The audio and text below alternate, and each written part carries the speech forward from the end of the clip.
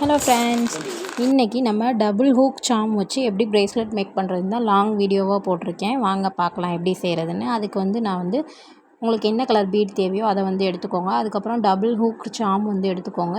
Double hook சாம்னால் வேறு ஒன்றும் இல்லை, 2 சைடுமே ஹேங்கிங் பண்ணுற மாதிரி இந்த மாதிரி இருக்கும். நான் அதில் ஸ்மைலி ஃபேஸ் வச்ச சாம் தான் இன்றைக்கி எடுத்திருக்கேன்.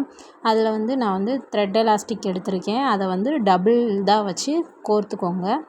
இந்த மாதிரி நான் எப்படி காமிக்கிறேனோ அந்த மாதிரி கோர்த்து எடுத்துக்கோங்க.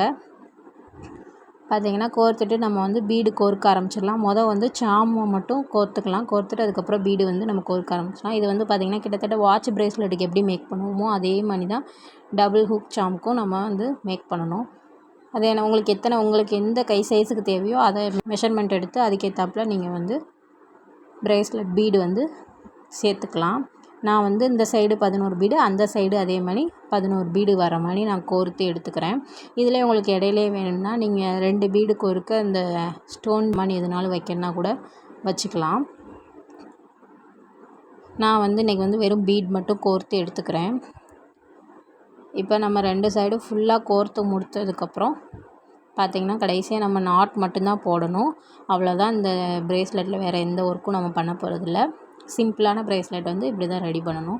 அதுக்கப்புறம் பார்த்திங்கன்னா நம்ம நாட் போடுறது கொஞ்சம் டிஃப்ரெண்ட்டாக நாட் போடுவோம். அது எப்படின்றத நான் காட்டுறேன்.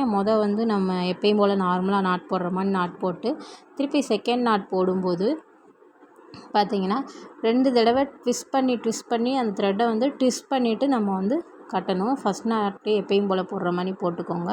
அதுக்கப்புறம் 2வது நாட் போடும்போது நீங்கள் 2-3 டைம் ட்விஸ்ட் பண்ணி விட்டுட்டு போட்டிங்கன்னா அந்த நாட் அவுறாமல் இருக்கும். ப்ரேஸ்லெட்டும் அள்ளாது அவ்வளோ சீக்கிரம்.